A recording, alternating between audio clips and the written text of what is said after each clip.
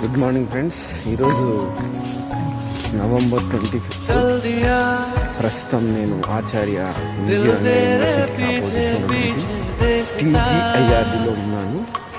ఇదంతా కూడా city outskirt, Hyderabad అవుట్స్కట్లో ఉంది. చలి మాత్రం విపరీతంగా ఉంది, మంచు కురుస్తూ ఉంది. నేను అనుకోకుండా మంచి క్యాబ్ మర్చిపోయినా, కానీ ఇక్కడ చాలా ఇబ్బంది అవుతుంది, చాలా ఫారెస్ట్ ఉంది.